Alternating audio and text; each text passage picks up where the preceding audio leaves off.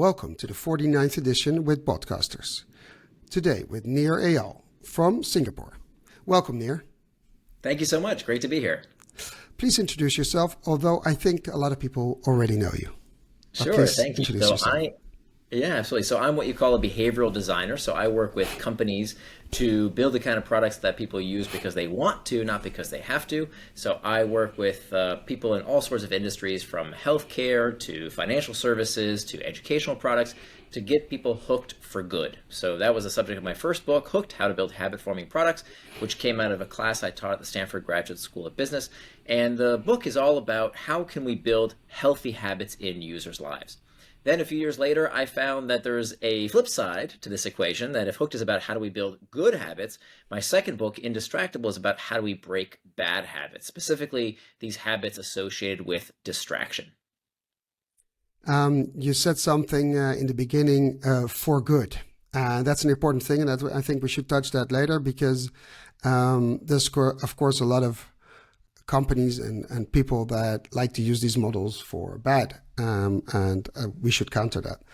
Yeah. The first question I have for you is, I'm in the conversational AI sphere, basically building chatbots, and we know there's a lot of shitty chatbots around, and you hear a lot of people complain, they were there, it didn't work, didn't answer, I'm never coming back. Well, that's the opposite of what they want to achieve with the chatbot, because people would like to have consumers change the channel to lower cost or increase efficiency.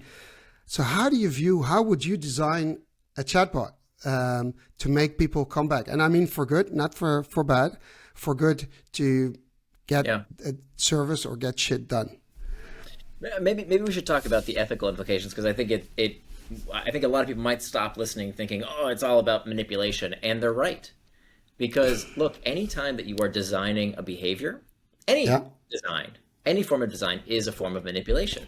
Whether that's interaction design, that's manipulation. Whether it's graphic design, whether it's interior design, any time you are trying to change someone's behavior or emotions, you are manipulating them. But there are two kinds of manipulation. There is what's called persuasion, which is about helping people do things that they themselves want to do. And then there is coercion. Coercion is about getting people to do things they do not want to do. So there is nothing unethical about manipulating people. There's only something unethical about coercing people, because persuasion is great, right? We will go to a movie theater and pay for the privilege to be manipulated. We know that those flashing lights aren't real people. We know that even the people portrayed are actors who are completely faking it in order to make us feel something. But that's fine. We pay for the privilege. We love it. So there's nothing wrong about persuading people. If an app or a chatbot or a website can help someone exercise more, learn a new language, save money, build healthy habits, that's fantastic. And so that's what I wrote Hooked for. And I think that's really overlooked, because when people hear Hooked: How to Build Habit-Forming Products, they only think about the bad applications, which even then is dubious, because frankly, who the hell are we to say that going on social media or playing a video game is bad? Right? Why is that somehow worse morally than watching a stupid ball bounce up and down a field or a court for an hour and a half or 2 hours? Can you tell me the difference? No, there's nothing wrong with any. It's entertainment. So let's stop judging people and saying, oh, you playing a video game, that's bad, but me watching football, that's fine. To be honest, Neil, to be honest, my kids played a lot of video games, and their eye-hand coordination and their computer skills are actually, and their English is actually very good because of it. So absolutely. So that's, I think, step one, is that we need to stop moralizing and medicalizing this very elitist perspective of what you do is bad, what I do is fine, right? That's ridiculous. Anything you do with your time and attention, as long as it's on your schedule, is fine. Yeah, it's fine. But isn't part of the problem that the word manipulation, even though there is a negative connotation to it in our minds, not necessarily in the dictionary, but if I tell you you're being manipulated, you're all of a sudden, that's negative. But the meaning of the word is actually you're being influenced. And that doesn't say anything about good or bad. That's just in our minds. Right. So that's why I draw this distinction that under Okay, manipulation, there's two kinds. So persuasion, if I'm helping you do something you want to do, for that's fine. example, Duolingo used my book to help people learn languages, right? Fitbod uses my book to help people exercise more. There's all kinds of ways we can help people do things they want to do. So there's nothing ethically wrong with helping people do something they themselves want to do. There is something very ethically wrong, as well as short-sighted from a business perspective, to get people to do something they did not want to do. That is coercion. And there's a very simple difference that all of us can recognize, which is how we can tell the difference between persuasion and coercion. And that is one word. And that one word is regret. That if your user or customer regrets that behavior, then it is coercion. It's not persuasion. And it's typically unethical. So not only is that unethical, it's also bad for business, because if someone regrets doing business with you, you can trick them once, but guess what? You can't trick them twice. They're never going to do business with you again, and they're going to go on social media and tell all their friends not to do business with you either. So I think this is a very clear distinction, and in fact, we can actually take this into the boardroom. It's what I call the regret test. So, for years I was looking for what is the right ethical test that we can actually use in a product development context. I went to Google. Google used to say, don't be evil. By the way, that's not their motto anymore. If you notice, on their 10Ks, it's not their motto. But that's not really a good ethical bar, don't be evil, because what's subjectively evil to me might be different from your subjective perception of evil. So evil's not a good metric. Then you talk to the lawyers. The lawyers say, well, just disclose, just tell people what you're going to do to them, and then you're fine. But I don't think that's true, because we know if you put more legalese in your terms of service, nobody reads that crap. So that's not ethical either. And then I talked to some people and said, well, what about the golden rule, right? The golden rule, do unto others as you would have them do unto you. I think that's not even good enough, because who says that I, as a designer, have what am I, God? I know what you want. I know that everything that's good for me is what's good for you. That's silly. So what I propose is an even higher bar, more than the golden rule. Let's call it, I don't know, the platinum rule or something. And this rule says, do unto others as they want done to themselves. That should be our mission as product designers. Do unto others as they want done to themselves. How do we know? Very simple. We do what's called a regret test. And we've been doing something similar. We call it user testing for decades.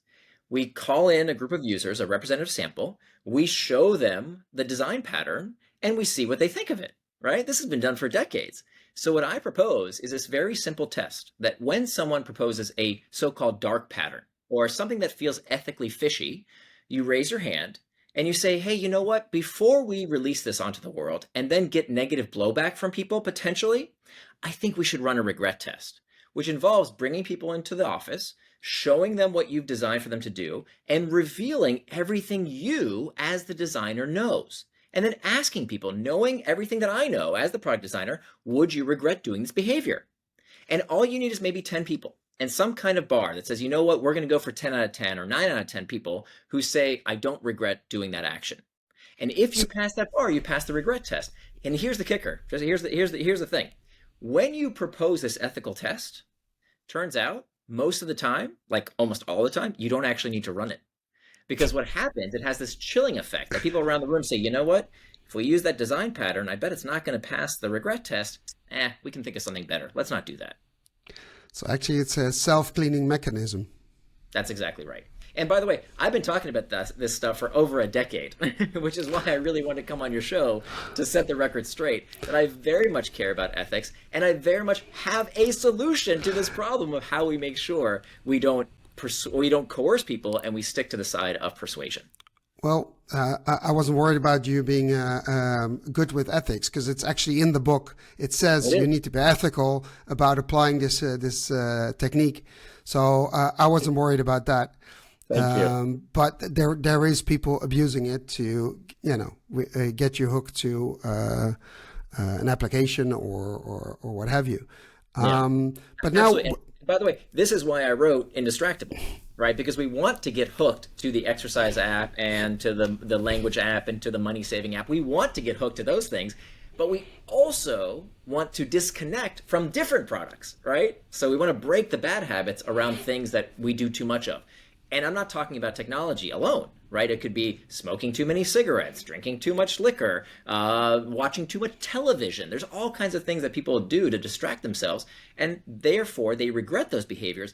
but where the company can't do anything about it, right? The news media is never going to reach through your television and say, go have a life, stop watching so much TV. They're never going to That's do not going to that. happen.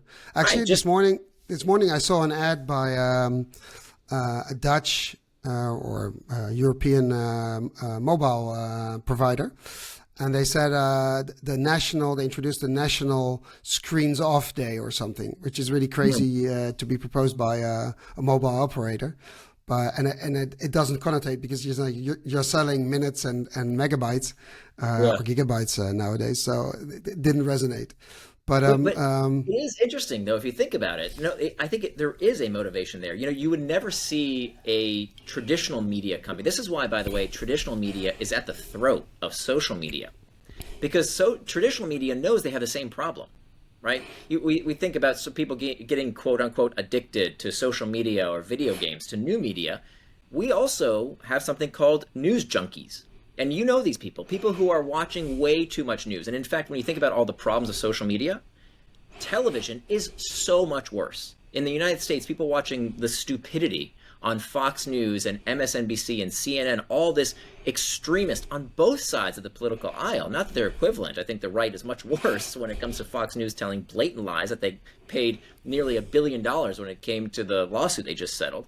But that's a much more incendiary force, and yet you don't see anyone talking about, restricting time watching television.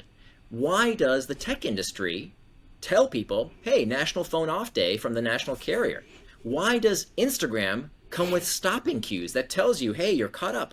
Why does Apple have Apple screen time built into their phones? Why does Google have Google Wellbeing designed into the device? Why would that be? Name any other product that helps people use their products less. Very rare. Why does this industry do it? Because they're not stupid. They realize that people want better products. It's exactly the same reason that seatbelts in cars appeared 17 years before any law mandated it. Why? Because safer cars sell more, sell better. So they realize that by making their technologies better, they can retain their users for the long term. And so it's in their interest to do this kind of stuff. Whereas traditional media, which nobody ever complains as being addictive, right? Nobody talks about people getting addicted to their televisions or newspapers or radio. They'll never do this because they can't. So now there was a question actually for later, but it's sort of, I need to ask it now in this context. If we look at generative AI like ChatGPT or Google Bard, for instance, if you regularly Google something or use another browser, you get 113,000 results and you need to go through the first 5 pages to figure out what is right. As you still don't know. If you use generative AI, you ask a question. Well, you don't actually, if you're not good at asking questions, you ask a question, you get 1 or 2 answers. And people think that is right. That's suggestive? Is there an inherent risk of people getting addicted to that and stop thinking for themselves and studying for themselves? Because in the process, if you Google looking through things, you need critical thinking, whether this is true or makes sense or whatever. If you get something presented in a way that is so well written, even though it's by AI, then people believe it's true while it's not necessarily true. How do you view this in the social context? Because I presume people are going to get hooked to that. Well, okay, let's talk about this term addiction. We need to be very careful about that term. And addiction is a pathology, right? Okay. It's not something that we just want to toss around. Nobody would say, I wouldn't use epilepsy in the same way. And yet people toss around addiction. It's a disease. It's a terrible disease. And I don't think anybody's getting addicted to ChatGPT. Right? I stand corrected. You're right. I mean hooked. Hooked. Okay. That's the idea. Okay, so this problem around, would somebody believing that an information source is always true lead to negative consequences? Yeah, I would agree with you that that's a concern. But I would also say, in what context? Something that we have to do as technologists and as people who analyze the technology landscape is to ask ourselves at what price? Because remember, none of this exists in a vacuum. That technological innovation always replaces what used to be there. And I would argue that the shift to for certain queries, not for everything. We know that technology doesn't tend to replace a technology; it tends to supplement, right? So the fork was invented far after the chopstick, but we use chopsticks and forks for certain contexts. When we eat a certain type of food, we use a chopstick. When we eat a different type of food, we use a fork. So both technologies, even though one was invented far after the other, they both are around because they serve different purposes. And I think that's exactly what we're going to see with search engines. Google's not going to die. The search engine's not going to die. You're going to use ChatGPT for certain things, and you're going to use traditional search for other things. And then in terms of the context it's replacing, remember, this is what kills me about the argument. I mean, how stupid I think it is today about fake news and misinformation. When was there ever a time without fake news and misinformation? When was there ever a time when people didn't look to an authority to tell them something and they were completely lied to? That always happened. You know why? Because religion has always been part of the human equation. Believing something on faith because somebody said it. And of course, if I'm offending anybody, I'm not talking about your religion. Your religion is 100% true. I'm talking about the other religions. Yeah, I get the message. Right? And so Yeah, the yeah. message here is, what is it replacing? As bad as social media is at disinformation and misinformation, I would much rather have people talking with other people inside a platform where we could insert doubt and alternative perspectives and that provoke discussion rather than the rabbi said, the priest said, the mullah said, the New York Times said, and so don't question. The paper of record said the truth. My religious leader said the truth. I'm not going to question. So again, in what context? This is a much better solution than what we've had at any other time in history. Is it perfect? Of course not. But it's way, way better. So, how do you view then all the discussion on the OpenAI using a lot of information, could be disinformation, to generate answers? Because there's a discussion behind it. How do you view that? Well, I think wherever, okay, so there's some situations where there is no incentive to counteract a particular persuasive technology, right? There's some situations where there just isn't an economic interest.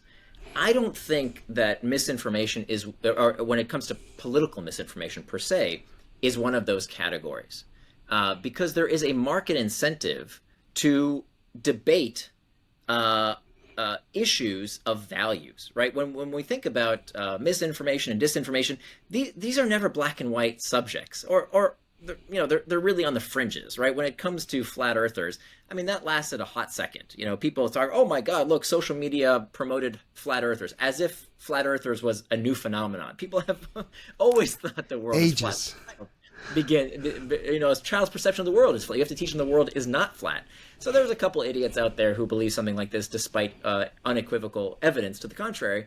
But you're never going to convince some folks, right? People will believe in all kinds of magical thinking. Again, refer to organized religion for people doing all kinds of magical things and why they continue to believe them despite evidence or despite the lack of evidence.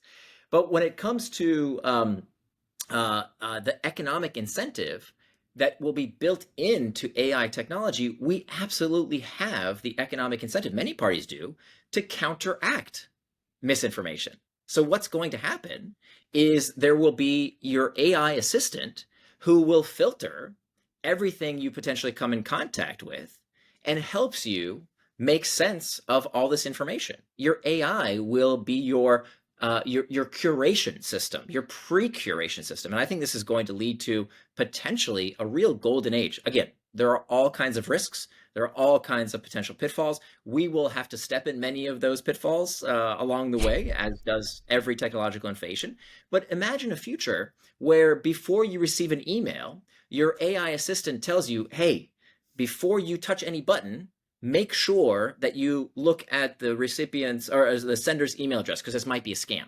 right? Think about all the scams that could be stopped if there was a little somebody on your shoulder telling you to be careful. And I think we can apply that same logic to all kinds of tools that can give us new perspectives around any sort of misinformation or disinformation. I think it's a relatively easy problem to solve because there will be this cat and mouse race where there are parties that have an interest in giving us alternative perspectives. I see a link here with indistractable, because if you then have that same filter, say, you tell it, I don't want to see XYZ, filter it out for me, the constant feed of news or what have you, and you could use it in the same way, and you could change it as you feel or as you need. Right. And in fact, we see this already happening. So many tech critics, sorry to keep harping on these tech critics, No, it's okay. It's such a seductive lie that so many tech critics tell people around how the sky is falling and your brain is melting and your attention is being stolen. There's so many of them out there. It just drives me nuts. And one of the myths that we're seeing around here around misinformation and disinformation is that there isn't already an inherently built-in mechanism to self-correct. And I think we're going to see more and more of that with widespread adoption. And the good thing about AI is that you can tell it to do that. Exactly. That you will see more of these tools built in to our technologies to help us solve these type of problems. So we always think about the bad aspects, but I think they make two big mistakes: that they don't consider the good aspects, and two, they don't consider that these things are that we don't live in a vacuum. That it always replaces the other form. That we live in a context where there are other solutions, and so we want to ask, despite the problems that new technology has, are there fewer problems? So again, technology doesn't solve our problems; it gives us better problems. That's a very important thing that we have to understand. Again, technology doesn't solve our problems; it gives us better problems. So when you think about, how much people got up in arms over Facebook. We had the Social Dilemma movie and everybody complaining about, social media elected Donald Trump, which is nonsense. That's just not true. The people elected Donald Trump by conventional media against new media. And by the way, I have no horse in this race. I don't own any Meta stock, or I don't even work with these companies. I refuse to work with these companies because I don't want any perception of any kind of bias. But think about what's happened from Facebook, right? Facebook proper, Facebook Blue, like the website Facebook. Yeah. To what most people use. I mean, frankly, I don't know. I can't name even one person under 30 years old who uses Facebook still. They use Instagram, which I know is used is owned by Facebook. They use TikTok. They use other tools. And how much better are they? Because they have already AI already learning what kind of content we like. And what people like is less politics, is less incendiary information. It's less divisive information. They want to see funny videos. They want to see videos of their friends. They want to stay in touch with people. And that's why we've seen this massive migration. When we know that Facebook proper is bleeding users, this thing that everybody was freaking out about and the Social Dilemma was telling us was melting our brains. Guess what? People are not that stupid. If a product isn't serving their needs, they migrate to the next product that does serve their needs in a better fashion. And so they're not hooked anymore. Right. To that product. The hook broke. Right. I would argue that for many people, the part that they wanted, if you look at the hook model, trigger, action, reward, and investment, the reward no longer became rewarding. Because it was Facebook proper became a dumpster fire of advertising and political bullshit and all this stuff that people weren't benefiting from. They weren't enjoying, and they voted with their feet. They went over to Instagram. They went over to TikTok. They went over to other products, Snapchat, that were a much friendlier place. But eventually, the same thing is going to happen there. Because I don't think so. No? No, I don't think so. I think that I think for most people, you see, I think anyone who uses Instagram can see it's a much less incendiary place. LinkedIn, another great example. Most people I know in my circle don't use Facebook proper anymore, but they use LinkedIn a lot. And LinkedIn has political content on it. It has actually useful content because they know people get burned out on fighting, right? Yeah. There's this myth that, people like to see controversial content that makes them hate their enemies.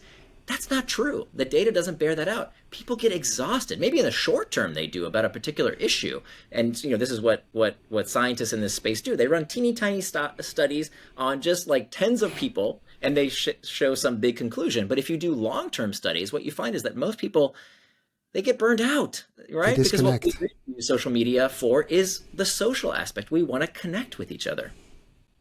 Interesting.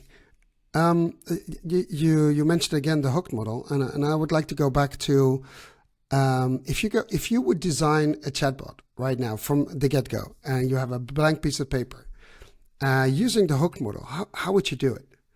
Okay. Because can I, to give you the context, let's for instance take an energy company or a mobile telephone operator or an airline. Mm-hmm. They regularly build chatbots to have customers get information or do Mm. service stuff, and most of them are horrible. Yeah. And at the same time, they have to use this channel at some point because people are either hard to get or they're costly or there's language problems or a million arguments why you would use an online service channel. Right. And a chatbot, especially now with AI, you can do amazing stuff. So how would you design it if you have no design experience in chatbots, but just using your hook model? Let me ask you this. Why do you think they're horrible? What makes most chatbots out there so bad? I'll tell you, there's a lot of the chatbots, people ask a question. They're Hmm. inbound chatbots. So you go there, the chatbot is waiting for you to come. It doesn't know what you're going to ask. So you ask a Hmm. question. And some chatbots are designed where you use just 2 words or 3 words and it will analyze what you want and try and come up with relevant answers or relevant information. Other chatbots need full sentences and analyze that. So that works with intents and utterances. And the problem is that a lot of the time, people try to speak to the chatbot in their own language, which makes sense because it sort of replaces a person, or they have an association with live chat or WhatsApp or Telegram, where you communicate in a normal way. They ask the question, and then they get either "I don't understand you. Could you rephrase?" That's really annoying if you just said it in your own words. Right. Rephrase why, how. That's one Right. thing. And the other one is it comes up with the wrong answer and it keeps doing that. And then eventually you say, okay, let me talk to a person. Then it doesn't connect you to a live agent. And it tries to keep you in that channel, even though it at that point is horrible. Basically, Right. people are coming there to get service and answers, and they don't get it fast. They expect the channel to be fast and concise. Right. Right. Yeah. So I think that's a very insightful breakdown. I think of why chatbots haven't taken off the way we'd hoped. I mean, I was writing about conversational commerce like 8 years ago, Oh, wow. and it kind of never went anywhere. I wrote a bunch of articles. I titled one article "Human plus Can, AI: Have the can I Future." ask you something, Nir? Send me Nir. Yeah. Nir, I can't. Okay, can you send me the links to those articles? I'll include them in posting because conversational commerce is actually right now a thing that's up and coming. Is it? That's Yeah, funny. it's there's a couple of companies doing it in WhatsApp, and they're doing amazing stuff. So it'd be interesting to see if your articles sort of match with what's happening. You'd be the Here, visionary avant la lettre. yeah, I appreciate that. Here, I'll put it into the. Here we go. If you do, you see this Google link I just sent Um, in the chat function. You can get it oh, later. okay, yeah, I'll get it But later. yeah, prompt me again with the question. Well, the designing a chatbot Mhm. Oh yeah, how would you with the use hook the hook model. model? Yeah. Okay. So let's back up and understand the hook model for folks who haven't had a chance to read Hook Yep. yet. The hook model is this four-step process that connects your user's problem to your product with enough frequency to form a habit. So the steps are trigger. We have external triggers, the pings, dings, and rings in our outside environment. Then we have an internal trigger. An internal trigger is some kind of uncomfortable emotional state that we want to attach our product's use to. Then we have the action, which is defined as the simplest behavior done in anticipation of a reward. Then the reward, it's specifically a variable reward where there's some bit of uncertainty around what you might find that leaves the user wanting more. And then finally, an investment. So something that you do to put effort into the product to make it better with use so that it appreciates the more we interact with it. What we are seeing is that finally, there's a saying that no technology is wrong, it's just early. And I think that's exactly what happened with conversational commerce. When I was writing about conversational commerce 8 years ago and conversational UI and this stuff, we were missing facets of the hooked model, which now we can address. We actually have that. So your first problem around not understanding what the user wants, well, that was very difficult to do. 8 years ago when I was writing about this stuff, it was very, very difficult for a chatbot to really understand what the user wants because we just didn't have that technology. So the hack that I was suggesting was what I called human in the AI. That we should have a technology that simply gives a human controller options. So here's what the user said. We're not exactly sure what the response is. Here are 4 options. Push one button as opposed to having to type it from scratch. And that probably would make the service rep maybe twice or 3 times more productive.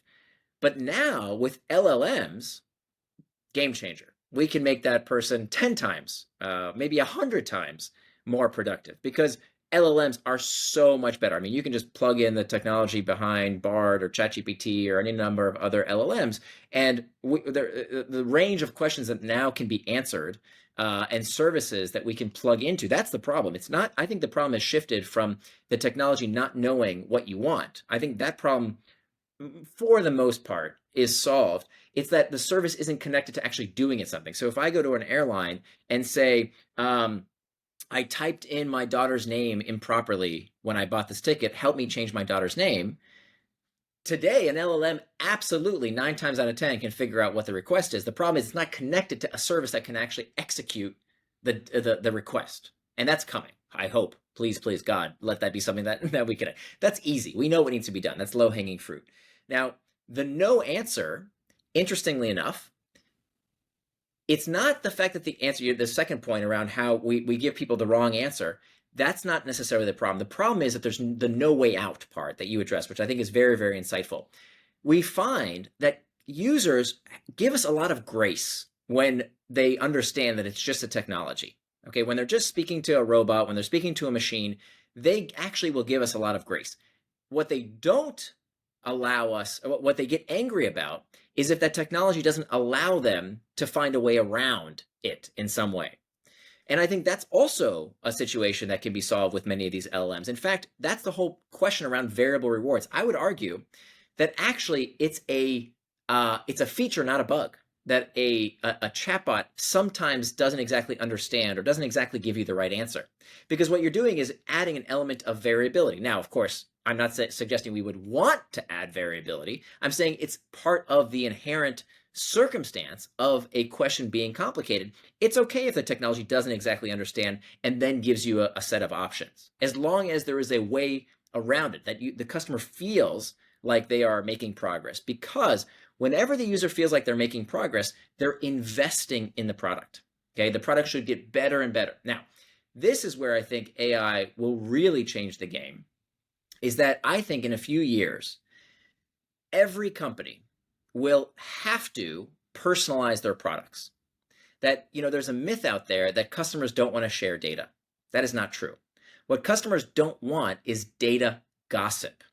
Data gossip is when a company gives a third party a data that was supposed to be kept in confidence. For example, I'll make this, let's make this real world.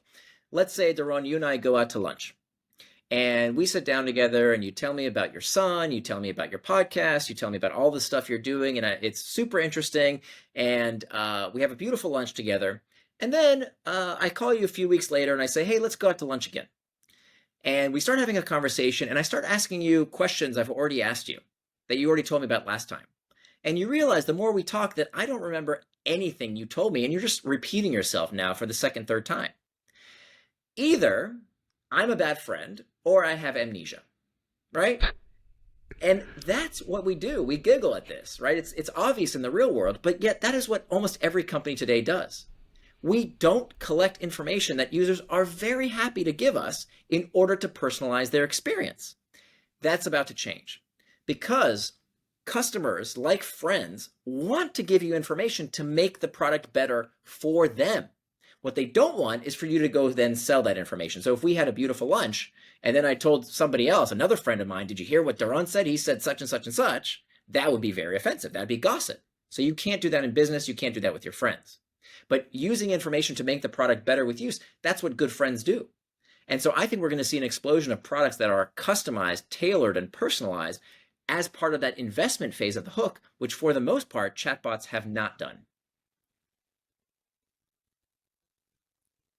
And can you hear me? Yeah, I can hear it. Yeah, because the screen is a bit slower than I see you talking on the screen. But if you talk about the variable reward to keep people coming back, because they get a service and it could be average, would you put something like a discount coupon because you use that channel, or another type of reward that is monetary or semi-monetary in the chatbot to keep people coming back, or use it to get a discount on a future service? And they say, hey, you use the digital channel, that saves us money, it makes your life easier, we'll give you a benefit because of that. Would that be an interesting working reward in a chatbot? It can be, but I don't recommend it. So there are three types of variable rewards. Rewards of the tribe, which is about social rewards. Rewards of the hunt, which are about material rewards or information rewards. And rewards of the self, which are about competency, completion, mastery, and control. So that's about the joy of finishing a task, completion, mastering something.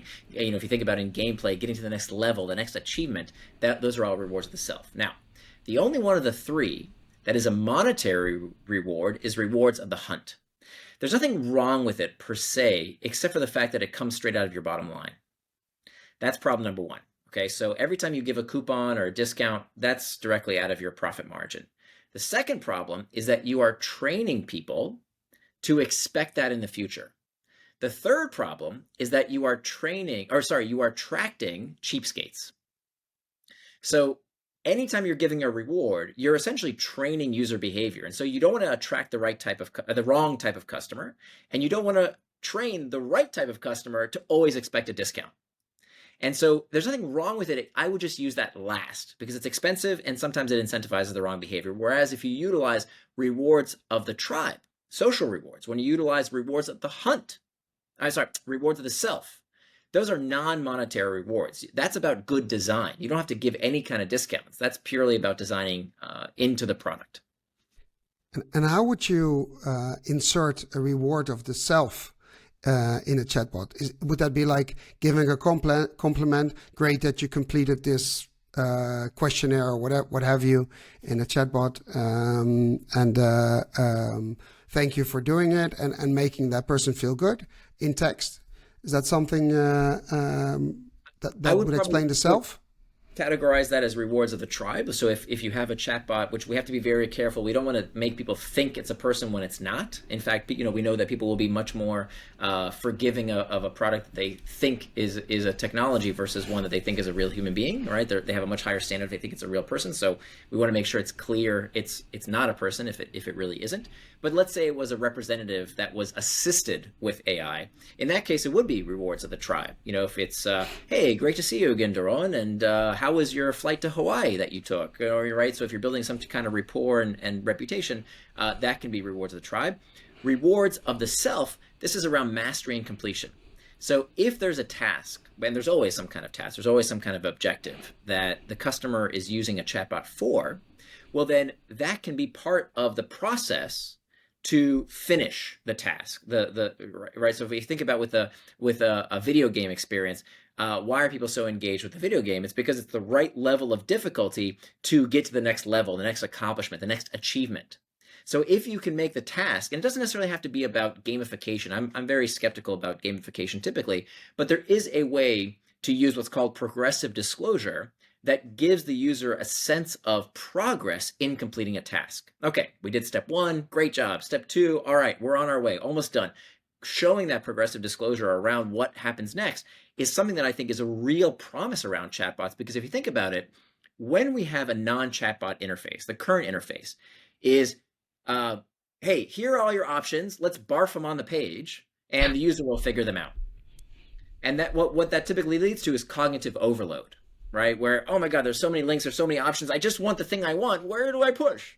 Whereas the beauty of a chatbot, when it's constructed properly, is that you don't need to hear about all the options. You go straight to the thing you're looking for and then go down a solitary path to complete your goal. That is actually one of the great principles of designing a chatbot. And interestingly enough, in the community, there's a lot of discussion whether you should use buttons or just text and give space to the user to enter a lot of text. Myself, I'm a big fan of using buttons because it gets you from A to Z as fast as possible without all the chit chat, which you basically don't need because you come there to complete a task or to get a service or buy something or what have you. Having said that, if you would end a chatbot, the final part of a chatbot, what would you do to get people to come back a second time and a third time to that chatbot to get the service or buy something or what have you? So how would you end it? Yeah, I don't know. So it depends what type of, if it's it depends on the user intention, right? This is where the internal trigger is so important. If the internal trigger is stress around making my flight or for example, an uncertainty around buying a product, that's going to be a very different user experience than, hey, I want to chat with a chatbot because I'm bored. That's a different. That's not the kind of chatbots I would work with. But Okay. Let's say it's a commercial chatbot working for an airline. Okay, let's great. say that's an example. All right. So the internal trigger is what? What? Give me a scenario or a persona. I have a flight. I want to change it, and during the course, we find out you can't change it because you had a certain you paid a certain price, and that price doesn't allow you to change the flight, and you're basically I have to disappoint you, or you need to pay a shitload of money. So then you leave the chatbot disappointed, but I still want you to come back. Okay. So the habit we're trying to change is not, hey, use this for fun, right? We don't want people to say, oh, I've got nothing to do right now. Maybe I'll interact with the airline chatbot. That's not the right habit. The habit is, instead of calling our customer service line, the first line of defense should be, right, the first place you go, the habit, the first to mind solution is use the chatbot rather than calling us. Okay. So that's the only habit we want to change. So that's a much more realistic bar than, ooh, I want to form a habit around interacting with you all the time.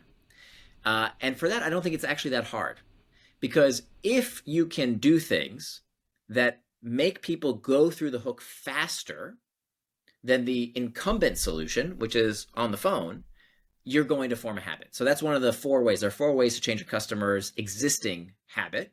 And so just a simple change, like, for example, even if the results suck, okay, let's say the customer is going to be disappointed because of one thing or another, which hopefully, that's a business strategy issue over why couldn't we solve that problem? But assuming we just can't, I would argue that simply making it more convenient, that's the action phase of the hook model, the second step, the simplest behavior done in anticipation of reward.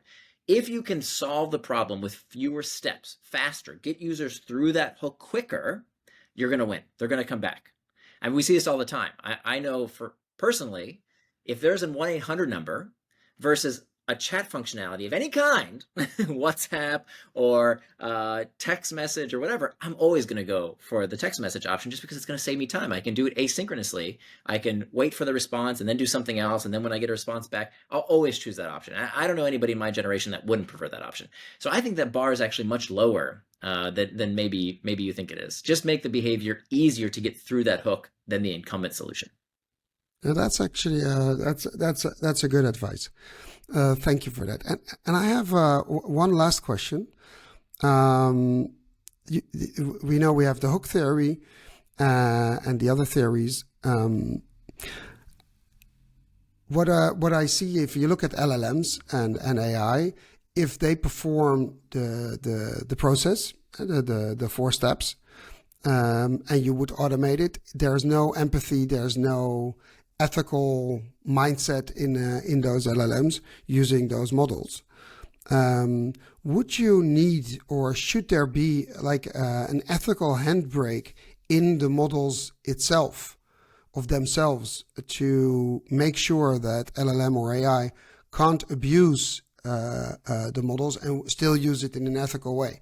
So basically, should there be a fifth step in your model to control whatever an LLM or AI can do with your model when it's performing it step by step?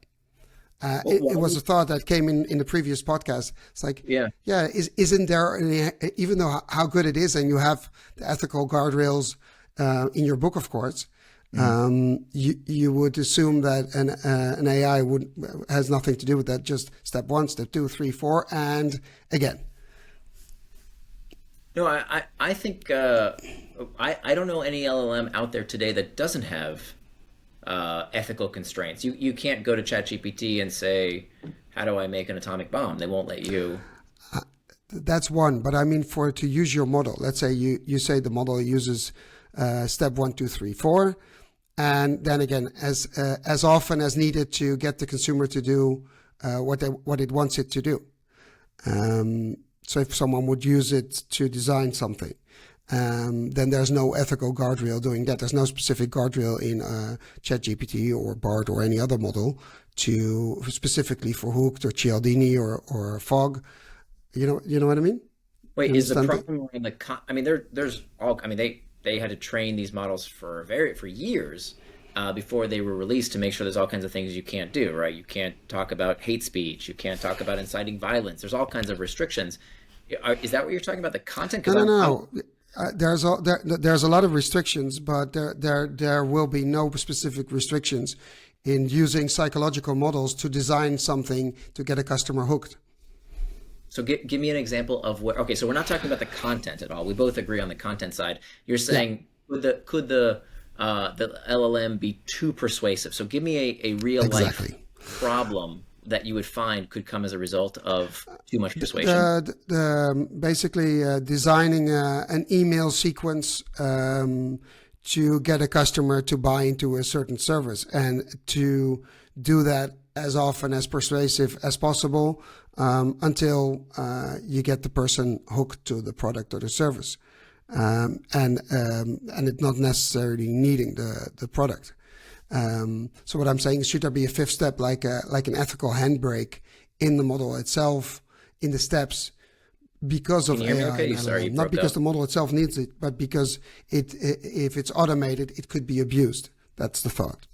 Okay, so a few things. So number one, all of this is possible today, right? So nothing really changes in that. If a party wants to create this happens every day. There's some course on how to make money, how to get rich. You know what you do? You start a course and sell it to people and teach them how to get rich. That's how you get rich, right? Like, there's lots of shitty courses out there.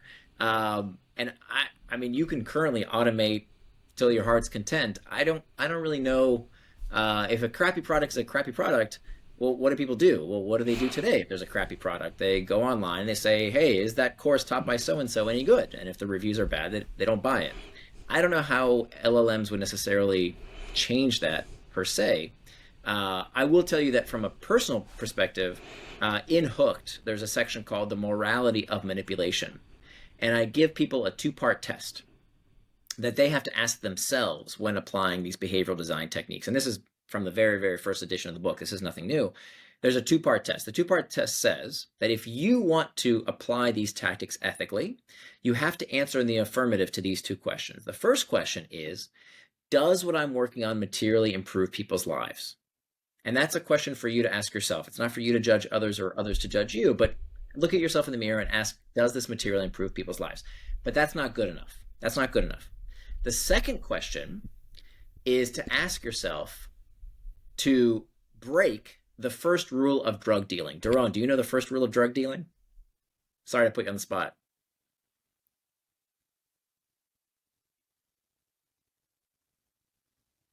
You still there? Yeah, I'm here. Sorry. Oh, okay. I didn't hear you for a few seconds, but I'm pretty sure it was about you have the first rule of drug dealing: use it yourself. Well, that's the rule I want you to. They want to break it. No, I understand. Exactly. The first rule of drug dealing is never get high on your own supply. And I Exactly. want you to intentionally break that rule. I want you to get higher on your own supply. I want you to be the user. So the first question is what I'm working on materially improving people's lives? The second question is, am I the user? And the reason I want you to ask yourself that is because if there are any deleterious consequences to the product you're building and the design tactics you're implementing, you're going to be the first person to know about it. But if you can answer in the affirmative to those two questions, is what I'm working on materially improving people's lives, and I am the user, I think you're in a very good ethical place. You're also in a good business position because the hardest part about building great products is building something people want. So if you build for yourself, if you're building something that you yourself want, you've greatly de-risked your venture because at least you built for somebody, at least one person who actually wants your product. So that's a great ethical test, I think, at asking that two-part question. And this applies to any technology and any design pattern, whether that's using an LLM or an AI or behavioral design or consumer psychology. We can use that ethical test for ourselves when it comes to any of these questions. Now, there's three frames of reference when it comes to ethical decision making. One is the individual, what should I do? The next is the company, what should we do? And then there's the societal perspective of what law should we pass, right? And so there's three lenses. I try and address the individual with that question that the test I put in Hooked. I gave you some implementations around the regret test for the company. The government level, that's a whole nother debate that we could have. But I think that we should do that in another podcast. Okay, we'll save it for next time. We will save it for next time. Nir, thank you very much for being on the show. I really enjoyed it, and your insights are really, really helpful. And I'm pretty sure the community loves the insights, and it helps creating better chatbots in the near future. Thank you so much. It was a pleasure. Thank you very much for being with us.